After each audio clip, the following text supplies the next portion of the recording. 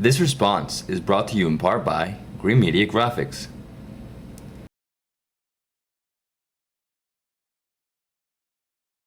Hello everyone, so today I'm making a video, actually two videos for Marcy Gordon, which is going to Porto for a wine conference for 7 days. She's going to be in Porto for 3 days and then 6 days traveling around the Minho and Douro region. And then she's going to be going down to Lisbon, and that's my second video. She's going to be doing day trips, and she wants to know what there is to do in Lisbon. So, okay, today we're going to talk about, right now, Porto. Okay, in Porto there's a few things that you must do, and here we are on the map in Porto, okay?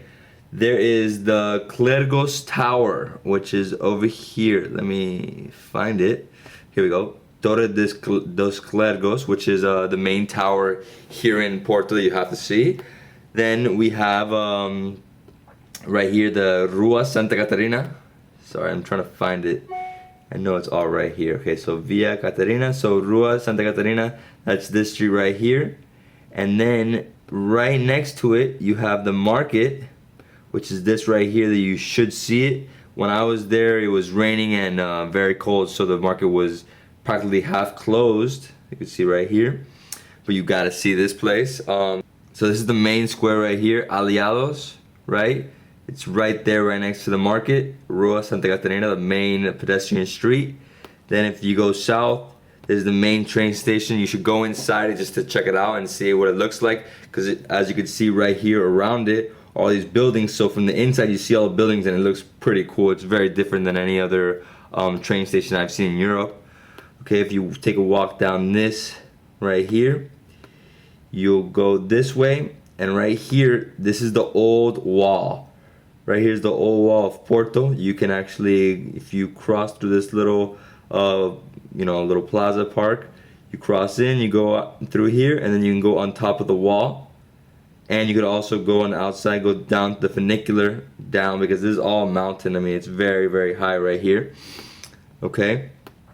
Okay, so right here, this is the Riviera, okay, and this is the bridge that was built by the architect. It was designed by the architect that built the Eiffel Tower. So this is one of the best bridges to see here in Porto. There's a place called Vinologia. Vinologia, they only have port wine tasting, and they don't have any of the big names like Taylor, Croft, and Graham. They have all independent wine producers, port wine producers, and they have over 200 different bottles. So it's pretty cool because you can try, a white, a rosé, a ruby, a tawny, and then a vintage. You could try, 6 different glasses, 3 to 6 different glasses, or you could try a 10-year tawny, a 20-year tawny, a 30-year tawny to see the differences in the taste, because it's very different. And I mean, port wine is the best wine in the world. It's not port, it's not wine, it's port, which is something very different, okay?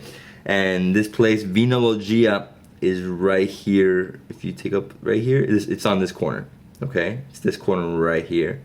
This is the Irish pub. This is right here, the Palace, right? So you have this right here. This is the Church of San Francisco, and here you have the Palace.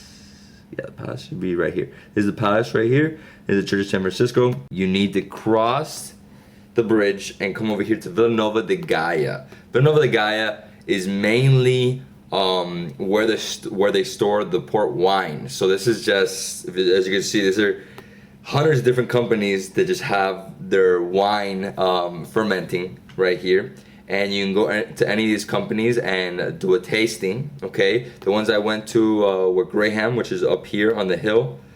It's at the top right here. I think this is Graham. Then I went to Croft and Taylor, which are right up here, okay? I recommend you go to all 3 of these, and if you have time, go to more, because there's another 20 or 30 companies you could just walk in and start tasting. Okay. Just so you know, Croft invented the port rosé, which I have right here in this wine skin. Okay, this is how you could bring it over, because if not, these things could break, right? Unless you wrap them up in a shirt, or they give you this and you just put it into your luggage, and obviously try to wrap a shirt around it so it won't break. Okay, so there's 3 different restaurants that I would recommend. Well, There's 2 restaurants, and then there's 1 cafe, which is the most famous cafe, which is on Rua Santa Catarina. It's called Majestic, Cafe Majestic. It's over 100 years old, and it's been in the same location for over 100 years. So you saw Rua, this is Rua Santa Catarina, it's right here on the corner.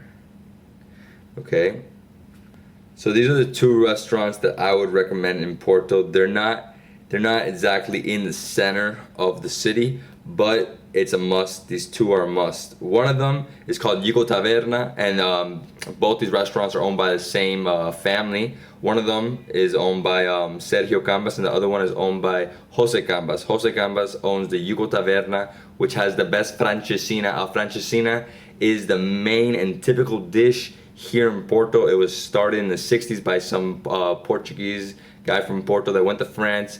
He worked in the restaurants and then came back to Porto, and he invented this, the francesina, which is a huge sandwich full of sausage, ham, I mean everything. It has everything, cheese, and then on top of it, it has an egg, and it has 6 layers of cheese. I mean, not 6 layers of cheese, 6 different cheeses. It's fantastic. You have to try it. As you can see, this was where I was showing you. This is the center right here, and this is out here. I mean, it's literally a 5-minute, 10-minute taxi drive, €7 max. And then right next to it, so both these restaurants are next to each other. And then next to it, you have O Paparico, which is definitely the best restaurant here in Porto. It's traditional food, but so traditional that it's I mean, everything is not mixed with all these sauces. It's just like, bacalao, the best octopus, the best food in Porto is found at this restaurant. You have to go to this restaurant, at least check it out and have some appetizers. It's fantastic. Okay, and you told me that you're also going to Ponte de Lima, and you're going to this Douro region just to go to cantinas, which are like bodegas, wineries. I don't really know the area for wine just because it was winter and it was just snowing in this whole area, so I couldn't go that way. So I know Ponte de Lima. Ponte de Lima is just a small town, and the main thing is the Roman bridge, so you have to see that. And then, I mean, I would recommend a few other places. I would recommend Amarante, which is a town that was destroyed by Napoleon in 1809, which is right out here. Amarante, it's 1 hour drive from Porto. Also, you have Braga, Guimarães to the north. So as you can see, this is Braga, and it was called Bracara Augusta. It was a Roman settlement back 2,000 years ago, and it is now the Catholic capital of Portugal. And the reason I say it's the Catholic capital of Portugal is because this is where the Pope would send his cardinals. This was the Catholic capital of the Iberian Peninsula for a few thousand years.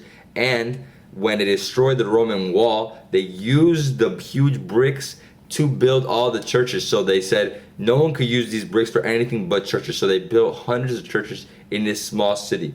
And then right here, Guimarães, this was where Portugal became Portugal. This whole thing was the county of Portugal within the Kingdom of Leon.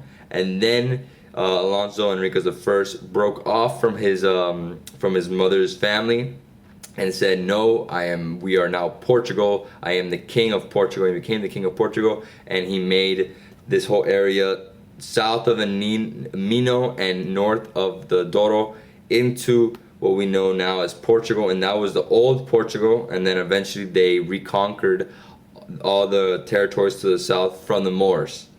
Okay, so this whole area from the Douro all the way through, this all is the original Portugal. Portugal. Okay, so I think I gave you the tips of what you need to know for this area, because I know that you're going to be going out to just vineyards. So yeah, this is what I think you should do. If you have a chance to go to Braga, Guimarães, or Amarante, definitely do that. And then all the things in Porto, these are the must-dos in Porto. Oh, and another thing in Porto, do go on a 6-bridge river cruise, which is just go on the Douro Acima, which I'll put here on the video. Douro Acima, that is the company that you should go with.